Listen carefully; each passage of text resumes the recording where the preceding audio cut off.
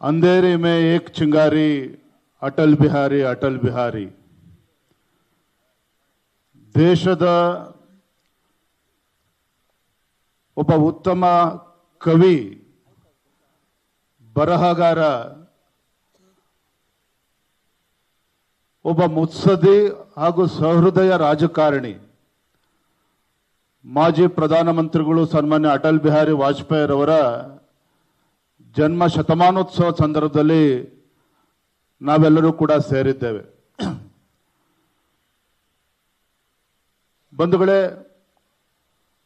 ಅಟಲ್ ಬಿಹಾರಿ ವಾಜಪೇಯಿ ಮತ್ತು ಕರ್ನಾಟಕದ ನಡುವೆ ಒಂದು ಅವಿನಾಭಾವ ಸಂಬಂಧ ಇತ್ತು. ಅಟಲ್ ಬಿಹಾರಿ ವಾಜಪೇಯಿ ಹಾಗೂ ಸನ್ಮಾನ್ಯ BS ಯಡಿಯೂರಪ್ಪನವರ ನಡುವೆ ಒಂದು ಅವಿನಾಭಾವ ಸಂಬಂಧ ಇತ್ತು.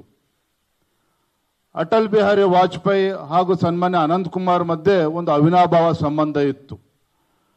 ಅಟಲ್ ಬಿಹಾರಿ ವಾಜಪೇಯಿ ಹಾಗೂ ಪಕ್ಷದ ಕಾರ್ಯಕರ್ತರೊಂದಿಗೆ ಒಂದು ಅವಿನಾಭಾವ ಸಂಬಂಧ ಇರತಕ್ಕಂಥದ್ದು ನಾವೆಲ್ಲರೂ ಕೂಡ ನೋಡಿದ್ದೇವೆ, ಕೇಳಿದ್ದೇವೆ. ಬಂಧುಗಳೇ, ಇವತ್ತು ಅಟಲ್ ಬಿಹಾರಿ ವಾಜಪೇಯಿ ಅಂತ ಕೇಳಿದ್ರೇ ನಮಗೊಂದು ಪ್ರೇರಣೆ. ಅಟಲ್ಜಿ ಅಂತ ಕೇಳಿದ ತಕ್ಷಣ ನಮಗೊಂದು ಪ್ರೇರಣೆ ಆಗ್ತದೆ. ನಂಗೆ ಇನ್ನೂ ಕೂಡ ನೆನಪಿದೆ,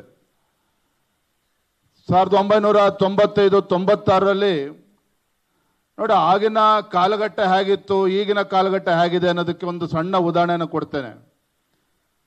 ಹಿಂದೆ ಅಟಲ್ ಬಿಹಾರಿ ವಾಜಪೇಯಿ ಅವರು ಕರ್ನಾಟಕಕ್ಕೆ ಬರ್ತಾರೆ, ಬೆಂಗಳೂರಿಗೆ ಬರ್ತಾರೆ, ಅಥವಾ ಶಿವಮೊಗ್ಗಕ್ಕೆ ಬರ್ತಾರೆ, ಅಥವಾ ಯಾವುದೇ ಜಿಲ್ಲೆಗೆ ಬರ್ತಾರೆ ಅಂತ ಹೇಳಿದ್ರೆ ನಮ್ಮ ಕಾರ್ಯಕರ್ತರು ಸ್ವಯಂ ಪ್ರೇರಿತವಾಗಿ ಭಾಜಪದ ಧ್ವಜವನ್ನ, ಆ ಕಂಬವನ್ನ ಏರಿ ಕಟ್ತಕ್ಕಂಥ ಕೆಲಸವನ್ನ ಮಾಡ್ತಾ ಇದ್ರು. ಅಂದ್ರೆ ಅಟಲ್ಜಿ ಬರ್ತಾರೆ ಅಂದ್ರೆ ಸಾಕು, ಆ ರೀತಿ ಒಂದು ಪ್ರೇರಣೆ ನಮ್ಮ ಕಾರ್ಯಕರ್ತರಲ್ಲಿ ಆ ದಿನಮಾನಗಳಲ್ಲಿ ಬರ್ತಾ ಇತ್ತು. ನಾನು ಕೂಡ ಕೆಲವು ಘಟನೆಗಳನ್ನ ಈ ಸಂದರ್ಭ ನೆನಪು ಮಾಡ್ಕೊಳ್ಳೋದಕ್ಕೆ ಇಚ್ಛೆ ಪಡ್ತೇನೆ. 1999ರಲ್ಲಿ JH ಪಟೇಲ್ ಸರ್ಕಾರ ರಾಜ್ಯದಲ್ಲಿ ಅಧಿಕಾರದಲ್ಲಿತ್ತು. ಸನ್ಮಾನ್ಯ BS ಯಡಿಯೂರಪ್ಪನವರು ರಾಜ್ಯದ ಅಧ್ಯಕ್ಷರಿದ್ರು. ಯಡಿಯೂರಪ್ಪನವರು ಅಂತೇಳಿ ನಿಮ್ಗೆ ಗೊತ್ತಿದೆ, ಹೋರಾಟಗಾರ. ರಾಜ್ಯಾದ್ಯಂತ ಯಡಿಯೂರಪ್ಪನವರು, ಅನಂತಕುಮಾರ್ ಅವರು, ಶಂಕರಮೂರ್ತಿಗಳು, ರಾಮಚಂದ್ರೇಗೌಡರು, ಪಕ್ಷದ ಎಲ್ಲ ಹಿರಿಯ ಮುಖಂಡರು ರಾಜ್ಯಾದ್ಯಂತ ಪ್ರವಾಸ ಮಾಡಿ ಅಂದಿನ ಜನತಾ ಸರ್ಕಾರದ ವಿರುದ್ಧ, JH ಪಟೇಲ್ ಸರ್ಕಾರದ ವಿರುದ್ಧ ಒಂದು ಜನಾಂದೋಲನವನ್ನ ಮಾಡ್ಕೊಂಡು ಬಂದ್ರು. ಅಂತಿಮವಾಗಿ ಹುಬ್ಬಳ್ಳಿನಲ್ಲಿ ಒಂದು ಸಮಾವೇಶ. ಹುಬ್ಬಳ್ಳಿನಲ್ಲಿ ಅಟಲ್ ಬಿಹಾರಿ ವಾಜಪೇಯಿ ಅವರವರೇ ಅತಿಥಿಗಳಾಗ ಆ ಕಾರ್ಯಕ್ರಮಕ್ಕೆ ಬಂದರು. ವಿಶೇಷ ವಿಮಾನದಲ್ಲಿ ನೇರವಾಗಿ ಹುಬ್ಬಳ್ಳಿಗೆ ಬಂದಿದ್ರು. ಅಲ್ಲ, ವಿಶೇಷ ವಿಮಾನದಲ್ಲಿ ಬಂದು ಅಲ್ಲಿಗೆ ಹೆಲಿಕಾಪ್ಟರ್ ಬಂದಿದ್ರು. ಹುಬ್ಬಳ್ಳಿನಲ್ಲಿ ಅಟಲ್ ಬಿಹಾರಿ ವಾಜಪೇಯಿ ಬರ್ತಾರೆ ಅಂತೇಳಿ ಯಾವ ರೀತಿ ಜನಸ್ತೋಮ ಸೇರಿತ್ತು ಅಂತ ಹೇಳಿದ್ರೆ 2-3 ಲಕ್ಷ ಸಂಖ್ಯೆ ಆ ಹುಬ್ಬಳ್ಳಿಯಲ್ಲಿದ್ದಂಥ ನೆಹರು ಕ್ರೀಡಾಂಗಣದಲ್ಲಿ 2.5-3 ಲಕ್ಷ ಜನ ಅಟಲ್ ಬಿಹಾರಿ ವಾಜಪೇಯಿ ಬರ್ತಾರೆ ಅಂತೇಳಿ ಅಷ್ಟು ದೊಡ್ಡ ಸಂಖ್ಯೆಯಲ್ಲಿ ಸೇರಿದ್ರು. ನನಗೆ ಇನ್ನೂ ಕೂಡ ಕಣ್ಮುಂದೆ ಇದೆ. ಹಾಗೇನೆ ಅಟಲ್ ಬಿಹಾರಿ ವಾಜಪೇಯಿ ಅವರು ಕಾರ್ಯಕ್ರಮ ನೋಡಿ ಅವ್ರಿಗೆ ಆಶ್ಚರ್ಯ ಆಯಿತು. ವಾಪಸ್ಸು ಕಾರ್ಯಕ್ರಮವನ್ನು ಮುಗಿಸ್ಕೊಂಡು ವಾಪಸ್ ಹೆಲಿಕಾಪ್ಟರ್ನ ಏರಬೇಕು. ಯಡಿಯೂರಪ್ಪನವ್ರನ್ನ ಬಾಚಿ ತಪ್ಕೊಳ್ತಾರೆ ಸನ್ಮಾನ್ಯ ಅಟಲ್ ಬಿಹಾರಿ ವಾಜಪೇಯಿ ಅವರು. ಅಂದ್ರೆ ಅಲ್ಲಿರ್ತಕ್ಕಂಥ ಜನಸ್ತೋಮ, ಅವರ ಜಯಘೋಷಗಳು, ಅದನ್ನೆಲ್ಲ ಕೇಳುವ ರೀತಿ ಅಟಲ್ ಬಿಹಾರಿ ವಾಜಪೇಯಿ ಅವರು ಒಂದು ರೀತಿ ಪುಳಕಿತರಾಗ್ತಾರೆ. ಮತ್ತೆ ಅಟಲ್ ಬಿಹಾರಿ ವಾಜಪೇಯಿ ಅವರು ಯಾವಾಗಲೇ ಕರ್ನಾಟಕಕ್ಕೆ ಬಂದಾಗಲೂ ಸಹ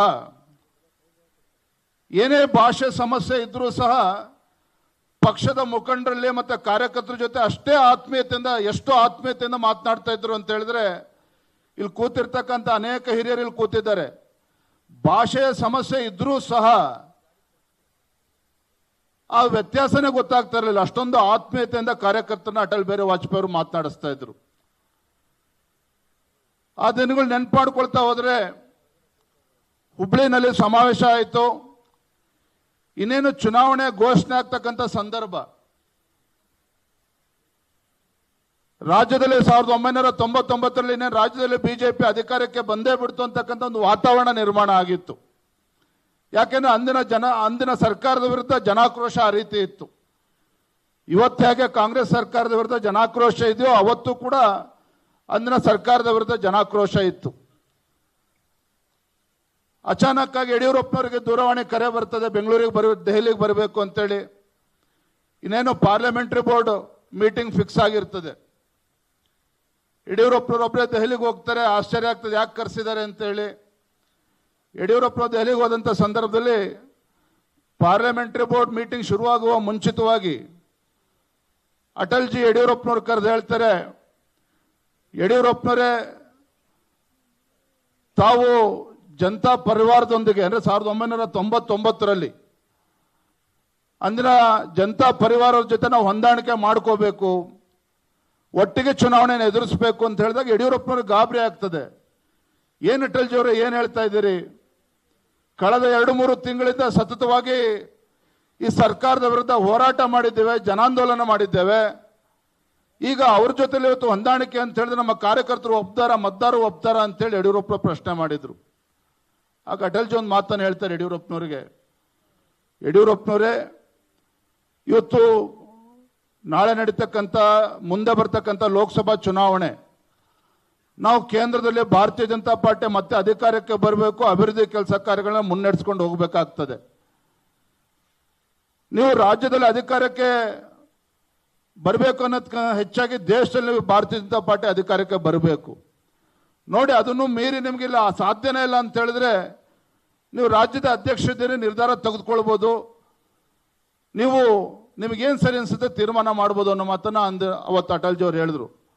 ನಿಮ್ಗೆ ಗೊತ್ತಿರಲಿ, ಅಟಲ್ ಜಿ ಅವರ ಬಾಯಲ್ಲಿ ಯಡಿಯೂರಪ್ಪನವರು ರಾಜ್ಯದ ಅಧ್ಯಕ್ಷರಿದ್ದೀರಿ, ಸ್ವತಂತ್ರ, ನೀವು ಏನು ಬೇಕಾದ್ರೂ ತೀರ್ಮಾನ ಮಾಡ್ಬೋದು ಅಂತ ಹೇಳಿದಾಗ ಯಡಿಯೂರಪ್ಪನವರ ಕಣ್ಣಲ್ಲಿ ಕಣ್ಣೀರು ಶುರುವಾಗ್ತದೆ. ಏನು ಅಟಲ್ ಜಿ ಈ ಮಾತು ಹೇಳ್ತಾ ಇದ್ದೀರಿ? ನೀವತ್ತು ಏನು ಹೇಳ್ತಿರೋದ, ನಿಮ್ಮ ಆದೇಶವನ್ನು ಪರಿಪಾಲನೆ ಮಾಡ್ತಕ್ಕಂಥ ನಾನೊಬ್ಬ ಪಕ್ಷದ ಕಾರ್ಯಕರ್ತ. ನೀವೇನು ಆದೇಶ ಮಾಡ್ತೀರ ಅದನ್ನು ಪರಿಪಾಲನೆ ಮಾಡ್ತೇನೆ. ನಿಮ್ಮ ಅಪೇಕ್ಷೆ ತಕ್ಕಂತೆ ನಾವು ಕೂಡ ನಿಮ್ಮ ಆದೇಶ ತಕ್ಕಂತೆ ನಾವು ಅವ್ರ ಜೊತೆ ಹೊಂದಾಣಿಕೆ ಮಾಡ್ಕೊಳ್ತೇವೆ ಅಂತ ಹೇಳಿ ದೆಹಲಿಯಿಂದ ಸೀದಾ ಬೆಂಗಳೂರಿಗೆ ಬಂದು ಫಸ್ಟ್ ರಾಮಕೃಷ್ಣ ಹೆಗಡೆ ಮನೆಗೆ ಹೋಗ್ತಾರೆ. ರಾಮಕೃಷ್ಣ ಹೆಗಡೆ ಅವರ ಮನೆಗೆ ಹೋಗಿ ಅವತ್ತು ಹೊಂದಾಣಿಕೆ ತೀರ್ಮಾನ ಆಗ್ತದೆ. ಅಂದರೆ ಯಾಕೆ ಮಾತನ್ನಲ್ಲಿ ಉಲ್ಲೇಖ ಮಾಡ್ತಾ ಇದ್ದೇನೆ ಅಂತ ಹೇಳಿದ್ರೆ, ಅಟಲ್ ಜಿ ಅವರೊಂದು ಮಾತು ಹೇಳಿದ್ರು ಅಂದರೆ ಸಾಕು, ಕರ್ನಾಟಕ ಅಷ್ಟೇ ಅಲ್ಲ ಇಡೀ ದೇಶದಲ್ಲಿ ಇವತ್ತು ಅಟಲ್ ಜಿ ಅಡ್ವಾಣಿಜಿ ಅವರು ಹೇಳಿದ್ರು ಅಂತ ಹೇಳಿದ್ರೆ ಅದೇ ಅಂತಿಮವಾಗಿರ್ತಕ್ಕಂಥದ್ದು. ಈ ರೀತಿ ಒಂದು ದೇಶದಲ್ಲಿ ಇವತ್ತು ಭಾರತೀಯ ಜನತಾ ಪಾರ್ಟಿ ಸಂಘಟನೆಗೆ ಬಲಪಡಿಸ್ತಕ್ಕಂಥ ನಿಟ್ಟಿನಲ್ಲಿ ಏನು ಡಾಕ್ಟರ್ ಶ್ಯಾಮಾ ಪ್ರಸಾದ್ ಮುಖರ್ಜಿ ಅವರ ಗರಡಿಯಲ್ಲಿ ಬೆಳೆದಂಥ ಅಟಲ್ ಬಿಹಾರಿ ವಾಜಪೇಯಿ ಅವರು ಒಂದು ದೂರದೃಷ್ಟಿತ್ವ ಇಟ್ಕೊಂಡು ಪಕ್ಷವನ್ನು ಹೇಗೆ ಸಂಘಟನೆ ಮಾಡಬೇಕು, ಪಕ್ಷವನ್ನು ಹೇಗೆ ಬಲಪಡಿಸಬೇಕು, ನಾವ್ಯಾರೂ ಕೂಡ ಊಹಿಸ್ಕೊಳ್ಳೋಕ್ಕೂ ಕೂಡ ಸಾಧ್ಯ ಇಲ್ಲ. ಅಟಲ್ ಬಿಹಾರಿ ವಾಜಪೇಯಿ ಅವರ ಮತ್ತೊಂದು ಸಾಧನೆ ಏನಪ್ಪ ಅಂತ ಹೇಳಿದ್ರೆ, ಸ್ವಾತಂತ್ರ್ಯ ಬಂದ ನಂತರದಲ್ಲಿ ಒಂದು ಕಾಂಗ್ರೆಸ್ಸೇತರ ಪಕ್ಷಕ್ಕೆ, ಒಂದು ಕಾಂಗ್ರೆಸ್ಸೇತರ ಪಕ್ಷ ಭಾರತೀಯ ಜನತಾ ಪಾರ್ಟಿ 28ಕ್ಕೂ ಪಕ್ಷಗಳನ್ನು ಜೊತೆಗೂಡಿಸ್ಕೊಂಡು 5 ವರ್ಷಗಳ ಕಾಲ ಒಂದು ಸುಭದ್ರ ಸರ್ಕಾರವನ್ನು ನೀಡಿರ್ತಕ್ಕಂಥ ಕೀರ್ತಿನೂ ಕೂಡ ಅಂದಿನ ಪ್ರಧಾನಮಂತ್ರಿ ಅಟಲ್ ಬಿಹಾರಿ ವಾಜಪೇಯಿ ಅವರಿಗೆ ಸಲ್ತದೆ ಅನ್ನೋದನ್ನ ಈ ಸಂದರ್ಭನ ನೆನಪಾಡ್ಕೊಳ್ತೇನೆ. ಬಂಧುಗಳೇ, ಯಡಿಯೂರಪ್ಪನವ್ರ ಬಗ್ಗೆ ಎಷ್ಟು ಪ್ರೀತಿ ಇತ್ತು ಅಟಲ್ ಬಿಹಾರಿ ವಾಜಪೇಯಿ ಅವರಿಗೆ ಅಂತ ಹೇಳಿದ್ರೆ ನಮಗೆಲ್ಲ ನೆನಪಿದೆ. ಸಾಮಾನ್ಯವಾಗಿ ಅಟಲ್ ಬಿಹಾರಿ ವಾಜಪೇಯಿ ಅವರು ಯಾವುದೇ ಒಂದು ಜನ್ಮದಿನ ಆಚರಣೆಗೆ ಅಲ್ಲೂ ಕೂಡ ಹೋಗಿರ್ತಕ್ಕಂಥವ್ರಲ್ಲ. ಬಹುಶಃ ಮೊಟ್ಟ ಮೊದಲ ಬಾರಿಗೆ ಯಡಿಯೂರಪ್ಪನವರ ಒಂದು ಜನ್ಮದಿನ ಕಾರ್ಯಕ್ರಮ ಅಂತೇಳಿ ನಿಶ್ಚಯ ಆಯಿತು ಬೆಂಗಳೂರಿನ ಪ್ಯಾಲೇಸ್ ಗ್ರೌಂಡಲ್ಲಿ. ನಿಶ್ಚಯ ಆದಂಥ ಸಂದರ್ಭದಲ್ಲಿ ಕಾರಣಾಂತರಗಳಿಂದ ಕಾರ್ಯಕ್ರಮ ಅಟಲ್ ಜಿ ಬರೋದಿಲ್ಲ ಅನ್ನುವ ಚರ್ಚೆಗಳು ಕೂಡ ಸಾಕಷ್ಟು ಆಗಿತ್ತು. ಆದರೆ ಅಟಲ್ ಜಿ ಅವರು ಇಲ್ಲ, ಯಡಿಯೂರಪ್ಪನವರ ಕಾರ್ಯಕ್ರಮ ಯಾವುದೇ ಕಾರಣಕ್ಕೂ ನಾವು ತಪ್ಪಿಸೋದಿಲ್ಲ ಅಂತೇಳಿ ಏನೇ ಒತ್ತಡ ಇದ್ರೂ ಸಹ ಅಟಲ್ ಜಿ ಅವರು ಬಂದು ಬೆಂಗಳೂರಿನಲ್ಲಿ ಯಡಿಯೂರಪ್ಪನವರ ಒಂದು ಷಷ್ಠಾಬ್ದ ಜನ್ಮದಿನ ಕಾರ್ಯಕ್ರಮದಲ್ಲೂ ಕೂಡ ಬಂದು ಹೋಗಿರ್ತಕ್ಕಂಥದ್ದನ್ನು ಕೂಡ ನಾನು ಈ ಸಂದರ್ಭ ನೆನಪು ಮಾಡ್ಕೊಳ್ಳೋಕೆ ಇಚ್ಛೆ ಪಡ್ತೇನೆ. 99ರಲ್ಲಿ ಯಡಿಯೂರಪ್ಪ ಚುನಾವಣೆ ಸೋಲ್ತಾರೆ. ಯಾರೂ ಕೂಡ ನಿರೀಕ್ಷೆ ಮಾಡಿರಲಿಲ್ಲ. ಕೇಂದ್ರದಲ್ಲಿ ರಾಜ್ಯದಲ್ಲಿ ಅಧಿಕಾರಕ್ಕೆ ಬರುತ್ತೆ ಅನ್ನುವ ವಾತಾವರಣ ಇದ್ರೂ ಸಹ ಯಡಿಯೂರಪ್ಪ 99ರಲ್ಲಿ ಮೊದಲ ಬಾರಿ ವಿಧಾನಸಭಾ ಚುನಾವಣೆಯಲ್ಲಿ ಸೋಲು ಕಾಣ್ತಾರೆ. ಸೋತು ಮನೆಯಲ್ಲಿದ್ದಂಥ ಸಂದರ್ಭದಲ್ಲಿ ಅಟಲ್ ಜಿ ಅವರು ಅಂದೇ ಅವತ್ತು ಪ್ರಮೋದ್ ಮಹಾಜನ್ ಅವ್ರಿಗೆ ಹೇಳಿ, ಇಲ್ಲ ಕರ್ನಾಟಕದ ರಾಜಕೀಯ ದೃಷ್ಟಿಯಿಂದ, ಯಾವುದೇ ಕಾರಣ ಕರ್ನಾಟಕದ ಪಕ್ಷದ ಬೆಳವಣಿಗೆ ದೃಷ್ಟಿಯಿಂದ ಯಾವುದೇ ಕಾರಣಕ್ಕೂ ಯಡಿಯೂರಪ್ಪನವ್ರು ಮನೇಲಿ ಕೂತ್ಕೋಬಾರ್ದು. ಅವರು ಸಂಸತ್ತಿಗೆ ಬರಬೇಕು, ರಾಜ್ಯಸಭಾ MP ಆಗಿ ಬರಬೇಕು, ಕೇಂದ್ರದಲ್ಲಿ ಸಚಿವರಾಗಬೇಕು. ಪ್ರಮೋದ್ ಮಹಾಜನ್ಜಿ ನೀವು ಒಪ್ಪಿಸ್ಬೇಕು ಯಡಿಯೂರಪ್ಪನವರ ಅನ್ನೋ ಮಾತನ್ನು ಕೂಡ ಅವತ್ತು ಹೇಳಿರ್ತಕ್ಕಂಥದ್ದನ್ನು ಕೂಡ ಸಂದರ್ಭ ಸ್ಮರಣೆ ಮಾಡ್ತಾನೆ. ಯಾಕೆ ಇದನ್ನ ನೆನ್ಪು ಮಾಡ್ಕೊಳ್ತೇನೆ ಅಂತ ಹೇಳಿದ್ರೆ, ಅಟಲ್ಜಿ ಅವರು ಯಾವುದೇ ಎಷ್ಟೇ ಉನ್ನತ ಹುದ್ದೆಗೆ ಹೋದರೂ ಸಹ ಯಡಿಯೂರಪ್ಪನವ್ರನ್ನ ಒಳಗೊಂಡಂತೆ ರಾಜ್ಯದ ಮತ್ತು ದೇಶದ ಯಾವುದೇ ಒಬ್ಬ ಪಕ್ಷದ ಕಾರ್ಯಕರ್ತರ ಬಗ್ಗೆ ಅಷ್ಟೇ ಒಂದು ಪ್ರೀತಿಯನ್ನ ಇಟ್ಕೊಂಡಿರ್ತಕ್ಕಂಥವ್ರು, ಅಷ್ಟೇ ಒಂದು ವಿಶ್ವಾಸನ ಇಟ್ಕೊಂಡಿರ್ತಕ್ಕಂಥವ್ರು. ಹಾಗಾಗಿ ಇವತ್ತು ನಾನು ಒಂದೇ ಮಾತಲ್ಲಿ ಹೇಳಬೇಕು ಅಂತ ಹೇಳಿದ್ರೆ, ಇವತ್ತು ಭಾರತೀಯ ಜನತಾ ಪಾರ್ಟಿ ಕರ್ನಾಟಕ ರಾಜ್ಯದಲ್ಲಿ ನಮ್ಗೆ ಗೊತ್ತಿದೆ ಇವತ್ತು ಯಾವ ಹಿರಿಯರಾಗಿರ್ತಕ್ಕಂಥ ರೈತ ನಾಯಕರಾಗಿರ್ತಕ್ಕಂಥ ಯಡಿಯೂರಪ್ಪನವರು, ಅನಂತಕುಮಾರ್ ಅವರು, ಮಾನ್ಯ ಶಂಕರಮೂರ್ತಿ ಅವರು, ನಾವು ಈ ಸಂದರ್ಭ VS ಆಚಾರ್ಯ, MR ತಂಗ, ಈ ರೀತಿ ಅನೇಕ ಹಿರಿಯರನ್ನ ಇವತ್ತು ನೆನಪು ಮಾಡ್ಕೋಬೇಕಾಗ್ತದೆ. ಇವತ್ತು ಭಾರತೀಯ ಜನತಾ ಪಾರ್ಟಿ ಒಂದು ಸಂದರ್ಭದಲ್ಲಿ ದಕ್ಷಿಣ ಭಾರತದ ಹೆಬ್ಬಾಗಿಲು ಅಂತ ಹೇಳಿದ್ರೆ ಕರ್ನಾಟಕ ಅಂತೇಳಿ ಆ ರೀತಿ ಒಂದು ಸದೃಢವಾಗಿ ಪಕ್ಷವನ್ನ ಕಟ್ಟೋದಕ್ಕೆ ಎಲ್ಲ ನಮ್ಮ ಪಕ್ಷದ ಹಿರಿಯರಿಗೆ ರಾಜ್ಯದಲ್ಲಿ ಸಾಧ್ಯ ಆಗಿದೆ ಅಂತ ಹೇಳಿದ್ರೆ ಅದಕ್ಕೆ ಪ್ರೇರಣೆನೇ ಸನ್ಮಾನ್ಯ ಅಟಲ್ ಬಿಹಾರಿ ವಾಜಪೇಯಿ ಅವರು, ಲಾಲ್ಕೃಷ್ಣ ಅಡ್ವಾಣಿ ಅವರು ಅನ್ನೋದನ್ನ ನಾ ಈ ಸಂದರ್ಭದಲ್ಲಿ ನೆನಪು ಮಾಡ್ಕೊಳ್ಳೋಕೆ ಇಚ್ಛೆ ಪಡ್ತೇನೆ. ಆತ್ಮೀಯ ಕಾರ್ಯಕರ್ತ ಬಂಧುಗಳೇ, ಇವತ್ತು ಕರ್ನಾಟಕ ರಾಜ್ಯದಲ್ಲಿ ಹೆಚ್ಚು ಮಾತನಾಡೋದಕ್ಕೆ ಹೋಗೋದಿಲ್ಲ. ಮಾನ್ಯ ಸಂತೋಷ್ ಅವರ ಮಾತನ್ನ ಕೇಳಬೇಕು ಅಂತ ಎಲ್ಲರೂ ಕೂಡ ಕಾತರಿಂದ ಕಾಯ್ತಾ ಇದ್ದೀರಿ. ಇವತ್ತು ಕರ್ನಾಟಕ ರಾಜ್ಯದಲ್ಲಿ ಯಾವ ಪರಿಸ್ಥಿತಿ ಇವತ್ತು ರಾಜ್ಯದ ಜನ ಎದುರಿಸ್ತಿದ್ದಾರೆ ಅಂತ ಎಲ್ಲರೂ ಕೂಡ ನೋಡ್ತಾ ಇದ್ದೀರಿ. ರಾಜ್ಯದಲ್ಲಿ ಇವತ್ತು ರೈತರು, ಬಡವರು, ಹಿಂದುಳಿದ ವರ್ಗಗಳು, ಶೋಷಿತ ಸಮುದಾಯಗಳು ಇವತ್ತು ಈ ಸರ್ಕಾರಕ್ಕೆ, ರಾಜ್ಯ ಸರ್ಕಾರಕ್ಕೆ ಇವತ್ತು ಇಡೀ ಶಾಪವನ್ನು ಹಾಕ್ತಾ ಇದ್ದಾರೆ.